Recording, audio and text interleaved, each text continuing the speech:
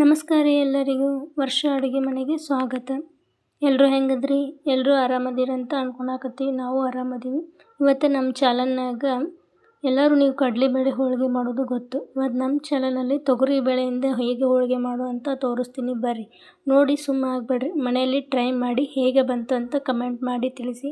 ಹಾಗೆ ಈ ವಿಡಿಯೋನ ಸ್ಕಿಪ್ ಮಾಡದೆ ಪೂರ್ತಿಯಾಗಿ ನೋಡಿ. ಈಗ ಇದನ್ನು ಮಾಡಲು ಒಂದು ಬಟ್ಲ ಮೈದಾ ಹಿಟ್ಟು ಬೇಕ್ರಿ.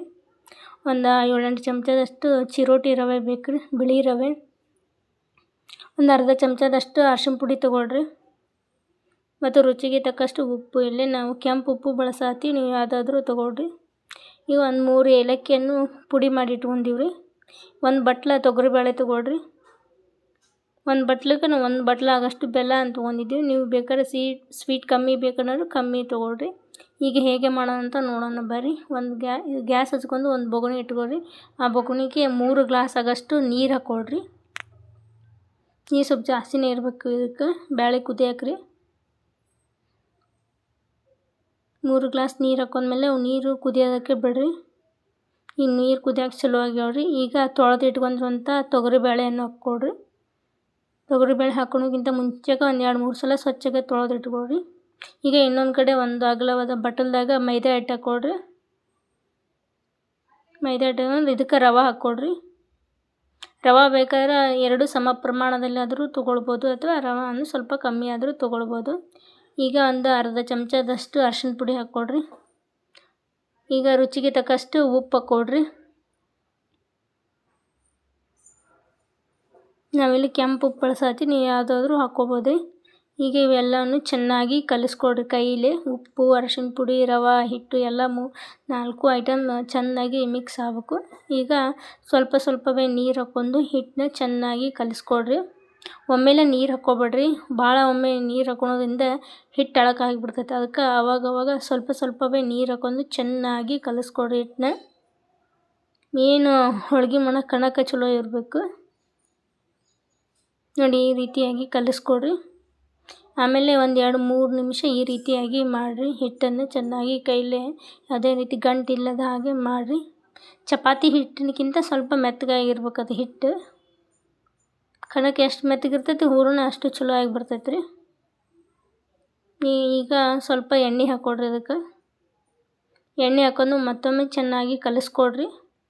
ಎಣ್ಣೆ ಮತ್ತು ಹಿಟ್ಟು ಎರಡು ಮಿಕ್ಸ್ ಆಗಬೇಕು, ಅಲ್ಲಿವರೆಗೆ ಕಲಿಸ್ಕೊಡ್ರಿ. ಈಗ ಈ ರೀತಿ ಮಾಡಿ ಇನ್ನೂ ಸ್ವಲ್ಪ ಒಳ್ಳೆಣ್ಣೆ ಹಚ್ಚಿ ಒಂದು ಪ್ಲೇಟ್ ಮುಚ್ಚಿ ಹಿಟ್ಟು ನೆನೆಯಾಗಿ ಬಿಟ್ಬಿಡ್ರಿ. ಇದನ್ನು ಹಿಟ್ಟು ನೆಂದಷ್ಟು ಹೋಳ್ಗೆ ಚಲೋ ಬರ್ತೈತೆ ರೀ. ಈಗ ಬ್ಯಾಳೆ ಕುದ್ದೈತಿಲ್ಲ ಅಂತ ನೋಡ್ರಿ. ಒಂದು ಚಮಚದಾಗ ಬ್ಯಾಳೆ ತೊಗೊಳ್ರಿ. ಒಂದು ಕೈಯಲ್ಲಿ ಪ್ರೆಸ್ ಮಾಡಿರಿ. ಈ ರೀತಿ ಪ್ರೆಸ್ ಮಾಡಿದರೆ ಈ ರೀತಿ ಸ್ವಲ್ಪ ಮೆತ್ತಗಾಗಿರ್ಬೇಕು. ಪೂರ್ತಿ ಮೆತ್ತಗಾಗೋ ತನಕ ಕುದಿಸ್ಬೇಡ್ರಿ. ಬೇಳೆನ ಒಂದು ಸಲ ಪ್ರೆಸ್ ಮಾಡಿದ್ರೆ 2 ಹೋಳೋಗೋಷ್ಟು ಮೆತ್ತಗಾಗಿದ್ರೆ ಸಾಕು. ಈಗ ಇದನ್ನು ನೀರನ್ನ ಸೋಸ್ಕೊಡ್ರಿ. ತೊಗರಿಬೇಳೆ ಕಟ್ಟು ಮತ್ತು ತೊಗರಿಬೇಳೆಯನ್ನು ಬೇರೆ ಮಾಡಿಕೊಡ್ರಿ. ಇದ್ರ ಯಾವುದೇ ರೀತಿ ನೀರು ಇರಬಾರ್ದು. ನೀರು ಪೂರ್ತಿ ಬಸ್ಕೊರಿ. ಈ ಬೇಳೆನ ಮತ್ತು ಅದೇ ಬೊಗಣಿಗೆ ಹಾಕ್ಕೊಂಡು 1 ಕಪ್ಪಷ್ಟು ಬೆಲ್ಲ ಹಾಕ್ಕೊಡ್ರಿ. ಈಗ ಗ್ಯಾಸ್ ಫ್ಲೇಮ್ ಪೂರ್ತಿ ಲೋ ಫ್ಲೇಮಲ್ಲಿ ಇಟ್ಟಿರಬೇಕು. ಇಟ್ಟು ಬೆಲ್ಲ ಕರಗೋವರೆಗೂ ಈ ರೀತಿ ಕಲಿಸ್ಕೊಡ್ರಿ ಒಂದು ಚಮಚ ಸಹಾಯದಿಂದ. ಈಗ ಕುಟ್ಟಿ ಪುಡಿ ಮಾಡಿ ಇಟ್ಕೊಂಡಿರೋಂಥ ಏಲಕ್ಕಿ ಪುಡಿಯನ್ನು ಹಾಕ್ಕೊಳ್ರಿ ಫ್ಲೇವರ್ಗೋಸ್ಕರ.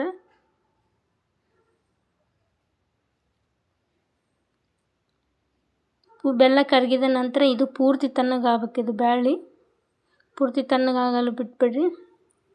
ಹಾಗೆ ನಮ್ಮದು ಇನ್ನೊಂದು ಚಾನಲ್ ಇದೆ, ವರ್ಷ ವ್ಲಾಗ್ಸ್ 84 ಅಂತ. ಆ ಚಾನಲ್ ಸಹ ಲಿಂಕನ್ನು ಡಿಸ್ಕ್ರಿಪ್ಷನಲ್ಲಿ ಕೊಟ್ಟಿರ್ತೇನೆ, ಹೋಗಿ ನೋಡಿ. ಆ ಚಾನಲ್ಗೂ ಸಹ ಸಪೋರ್ಟ್ ಮಾಡಿ.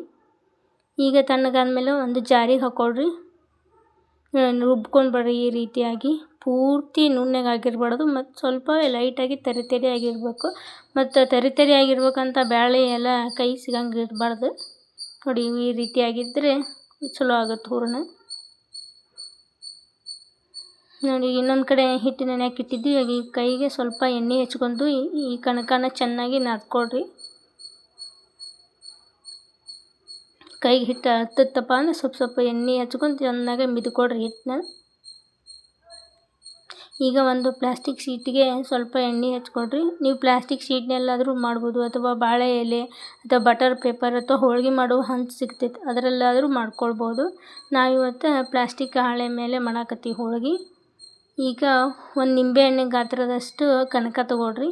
ಅದನ್ನು ಈ ರೀತಿಯಾಗಿ ಅಗಲ ಮಾಡ್ಕೊಳ್ರಿ. ಕೈಲಾರು ಮಾಡ್ಕೊಳ್ರಿ, ಇಲ್ಲ ಪೂರಿ ಮಾಡುವ ಮಣಿ ಇರ್ತಾವೆ ಅದರಲ್ಲಿಟ್ಟರು ಮಾಡಿದ್ರೆ ಸಹ ರೌಂಡಾಗಿ ಚೆನ್ನಾಗಿ ಬರ್ತೈತೆ ಅದರಲ್ಲಿ ಮಾಡಿದರೆ. ನಾವೀಗ ಇಲ್ಲಿ ಹಾಗೆ ಪ್ಲಾಸ್ಟಿಕ್ ಹಾಳೆ ಮೇಲೆ ಮಾಡಾಕತ್ತೀವಿ. ಈ ರೀತಿ ಸ್ವಲ್ಪ ಅಗಲವಾಗಿ ಮಾಡ್ಕೊಳ್ರಿ. ಪೂರಿ ಸೈಜಿನಷ್ಟು ಅಗಲ ಮಾಡಿಕೊಂಡು ಈಗ ಹೂರಣ ತಗೊಳ್ರಿ. ಈ ಹೂರಣವನ್ನು ಈ ರೀತಿಯಾಗಿ ಉಂಡೆ ಮಾಡಿಕೊಳ್ರಿ. ಈ ಹೂರಣವನ್ನು ಇದ್ರಾಗ ಇಟ್ಕೊಳ್ರಿ. ಈ ರೀತಿಯಾಗಿ ತುಂಬಬೇಕು ಹೋಳಿಗೆನ. ನೋಡಿ ಈ ರೀತಿಯಾಗಿ ತಗೊಳ್ರಿ.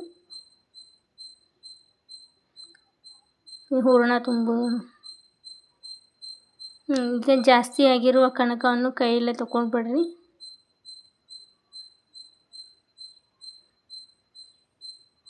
ಈಗ ಇದು ಎಲ್ಲಿ ಗ್ಯಾಪ್ ಇರಲ್ಲ, ಹೂರಣ ಕಾಣದ ಹಾಗೆ ಚೆನ್ನಾಗಿ ಇದನ್ನು ಕನಕವನ್ನು ತುಂಬ್ರಿ.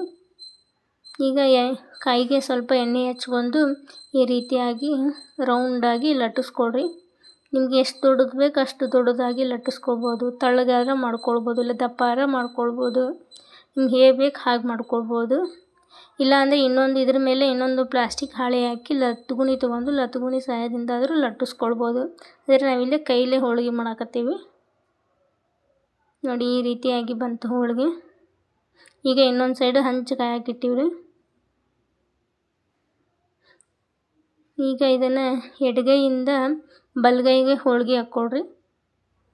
ನೋಡಿ ಈ ರೀತಿಯಾಗಿ ಹಾಕ್ಕೊಳ್ರಿ. ಈಗ ಇದನ್ನು ಕಾದ ಹಂಚಿಗೆ ಹಾಕ್ಕೊಳ್ರಿ. ಒಂದು ಚಮಚ ಎಣ್ಣೆ ಹಾಕ್ಕೊಂತೀವಿ ಫಸ್ಟಿಗೆ. ಮೊದಲು ಎಣ್ಣೆ ಹಾಕ್ಕೊಳ್ಬೇಕು, ಆಮೇಲೆ ಹೋಳಿಗೆಯನ್ನು ಹಾಕ್ಕೊಳ್ರಿ. ಈ ಗ್ಯಾಸ್ ಫ್ಲೇಮ್ ಮೀಡಿಯಮ್ ಫ್ಲೇಮಲ್ಲಿ ಇರಬೇಕು, ಇಲ್ಲಾಂದರೆ ಲೋ ಫ್ಲೇಮಲ್ಲಿ ಇಟ್ಟಾದರೂ ಬೇಯಿಸ್ಕೊಡ್ರಿ. ಅದು ಗ್ಯಾಸ್ ಯಾವುದೇ ಕಾರಣಕ್ಕೂ ಜೋರಾಗಿ ಇಟ್ಕೊಳ್ಬೇಡ್ರಿ. ಈಗ ಇದ್ರ ಸುತ್ತಲೂ ಒಂದು ಚಮಚದಷ್ಟು ಒಳ್ಳೆಣ್ಣೆ ಹಾಕ್ಕೊಳ್ರಿ. ಈಗ ಚೆನ್ನಾಗಿ ಬೇಯಿಸ್ಕೊಳ್ಬೇಕು. ಗ್ಯಾಸ್ ಜೋರದಿಂದ ಜಲ್ದಿ ಹೋಳಿಗೆ ಹೊತ್ತು ಬಿಡ್ತೈತಿ ಮತ್ತು ಸರಿಯಾಗಿ ಬೇಯೋದಿಲ್ಲ. ಅದರಿಂದಾಗಿ ಮೀಡಿಯಮ್ ಅಥವಾ ಲೋ ಫ್ಲೇಮಲ್ಲೇ ಇಟ್ಟು ಹೋಳಿಗೆಯನ್ನು ಬೇಯಿಸ್ಕೊಳ್ರಿ. ನೋಡಿರಿ, ಒಂದು ಚುಚುಕ ತೊಗೊಂಡು ಈ ರೀತಿಯಾಗಿ ಹಂಚಿನಿಂದ ಬಿಡಿಸ್ಕೊಳ್ರಿ. ಈಗ ಹೊಳಿಸಕೊಳ್ರಿ. ಹೀಗೆ ಎರಡು ಕಡೆ ಹೊಳಿಸ್ಕೊಂತ ಚೆನ್ನಾಗಿ ಬೇಯಿಸ್ಕೊಳ್ರಿ.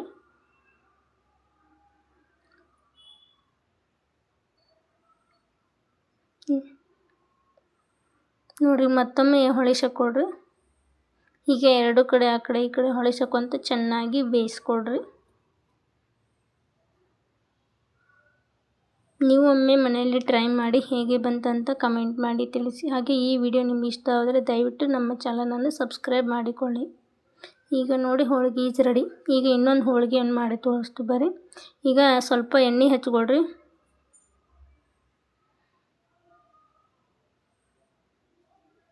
ಎಣ್ಣೆ ಹಚ್ಕೊಂಡು ಒಂದು ನಿಂಬೆಹಣ್ಣಿನ ಗಾತ್ರದಷ್ಟು ಕನಕ ತೊಗೊಳ್ರಿ. ಅದನ್ನ ಅಗಲವಾಗಿ ಮಾಡ್ಕೊಳ್ರಿ. ಮಾಡ್ಕೊಂಡು ಸ್ವಲ್ಪ ಹೂರಣ ತೊಗೊಳ್ರಿ. ಆ ಹೂರಣವನ್ನು ಈ ರೀತಿಯಾಗಿ ಉಂಡೆಯಾಗಿ ಮಾಡ್ಕೊಳ್ರಿ. ಮಾಡ್ಕೊಂಡು ಈ ಕನಕದಾಗ ಇಡ್ರಿ. ಇಟ್ಟು ಈ ರೀತಿಯಾಗಿ ತುಂಬ್ಕೊಳ್ಬೇಕ್ರಿ ಹೋಳಿಗೆನ.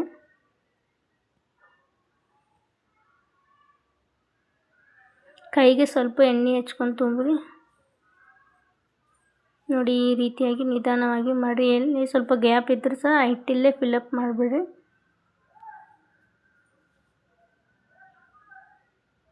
ಈಗ ಜಾಸ್ತಿ ಆಗಿರೋ ಕನಕವನ್ನು ತಗೊಳ್ರಿ.